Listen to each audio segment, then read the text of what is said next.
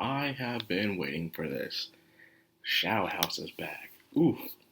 Even though it wasn't really supposed to get another season because they weren't sure about it, something inside me told me it's going to get another season. I just knew it. I just knew it. I remember I met the English voice actor for Emilico and Kate, and I said, "Hey, are you ready for season two?" She's like, "There's gonna be a season two." I'm like, "There's gonna be a season two," and here we are, man. Season two of the Shadow House. I've been looking forward to this. It's a very good and very unique anime slash manga that hasn't really been done before. Again, I've been following the manga's work for years, and I mean years, back when I was still in the beginning of college. So seeing it being loved and having figurines, which I'm still waiting for it to be on its way. Jesus, taking forever. As well as it just being loved. No one has yet cosplayed it I've seen around, sadly. It'll be nice having two people looking very similar, yet being part of the Shadow House. It'll be hard because, you have to cover yourself entirely in black without people saying blackface. I couldn't say I have a straight face. No. Like, it's just blackface. You can't technically cosplay it without pissing someone off. I'm sorry. Unless you wear one of those black suits. Yeah, one of those suits that you completely cover your body. It'll probably be hot, but you could do it.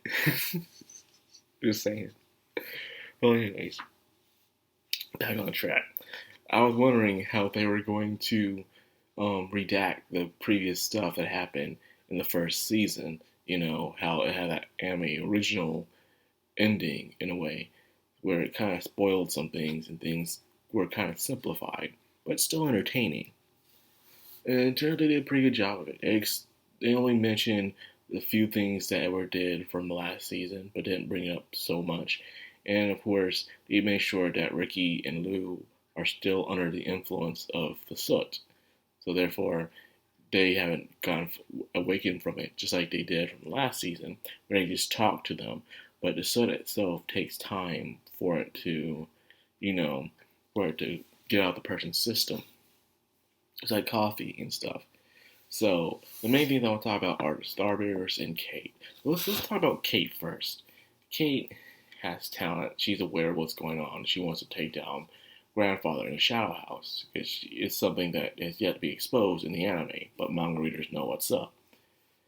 It's pretty much, however, she's at a big disadvantage because her social skills. She knows everything. Most people don't know everything. Keeps it to themselves, and they think too much. So because of that, she has a hard time communicating with others and making friends and allies. Unlike her polar opposite, Emilico. Emilico is very clumsy and not that smart, but yet she is very optimistic and can be everyone's friend. Even people that seem to disdain her will seem to have some appreciation of her. That way she's giving a chance for people, unlike Kate, who is trying to be like Emilico but doesn't know how. Anyway, so I believe in this season, Kate's going to learn and have some development when it comes to making allies and friends. She realized in order to take down the Shadow House, she needs to make people aware of what's going on and also have them to be on her side. But it's going to be easier said than done, especially for someone like her. She might seem off kind of standoffish, you would say. Like, Louise is standoffish, but it's to the point where people can tolerate it and they don't feel intimidated. They just feel like it's just her just gloating. She's just so up about herself.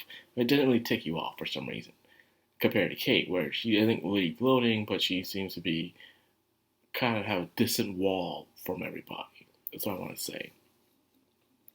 So, even when they're learning their soot powers and stuff like that, and how John just won't stop. And John's the only actual ally she has besides Milico because John likes her, But and I like how they're having the situation with the engagement thing where it's like, give me time to think about this. Don't rush this thing, And of course, John understood that. John is being immature. John being immature. So I guess they're having the privilege of having after their debut, where they're to learn to be proper shadows in a way. So they'll become proper adults. They can have free time, but yet they have to write down all their free time. So in a way, they're being surveillance no matter what. Now, they even explain the power reason for soot. Grandfather needs people with strong powers of soot. Those can also contain it, whether it's physical or another way. If you show great potential, you'll be useful for a shadow house. And those who don't try to write in a diary or can't produce soot seem to be the unworthy, would say. But that's why you have the shadow bearers. The shadow bearers are pretty much the elites among the children, the ones who guide the children. And the one who stands above them all is Barbara. Barbara and her doll, Barbie. Which Barbie seems to have this always angry attitude, just completely. It doesn't seem like the face that Barbara would make, but yeah, she's always angry all the time. And very physical, aggressively physical, by the way. And it's to the point where you kind of like, oh, I want to be around her. You don't want to mess up around her. It's just starting to end pretty and stuff. But yeah, there's this intruder that's in the shadow children's dorm, and they're trying to find out who's behind it. Of course, Emilico from last incident is being suspected, but they're not going to accuse her just yet without proof, which is good. Now, the star bearers so far we've seen is mainly is Suzanne, and how she just loves petting her konai in a way, because she sees herself as a senpai, so she likes treating all the younger ones, like petting them and just praising them, even teaching them how to use their soot powers, learning the basics of it. Like, for instance, seeing how John is very strong with his soot powers, but how long it isn't range, he can't do much of it. Then, of course, it showed how Kate is very observant and smart, but yet she is not there just yet, because she thought she fooled Susanna, but Susanna knew what was going on. Now, Barbara, however, she, I guess, soot releases from her. She has too much of it. So every day she gives out, like, what, 60? I think it was 60% of the soot. That's more than everyone combined. She pretty much keeps the shadow house running. So because of that, she is very, very important and valuable to the Shadow House. It's the reason why she is the leader.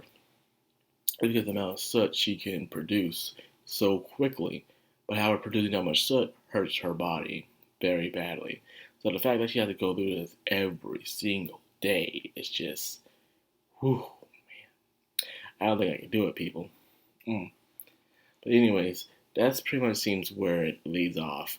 I guess we're going to learn more about the Star Bearers, and I think that's where it's going to be lead around within this season, is Kate try to make allies and also probably try to become a Star Bearer herself, so she can gain up the ranks and then gain more allies and make more people aware of what's really going on at the Shadow House. So I'm looking forward to seeing how this turns out, And I've yet to see the opening. That's what most animes do. They never play the opening in the first episode. That's just how it is. You just have to get used to it. After all these years, I'm still not used to it. I wish they would, but hey, I guess for more screen time. So anyways, I hope you guys enjoyed this video. If you did, like, comment, subscribe, and of course, hit that bell icon. This has been Madcrownxox on anime. Signing out.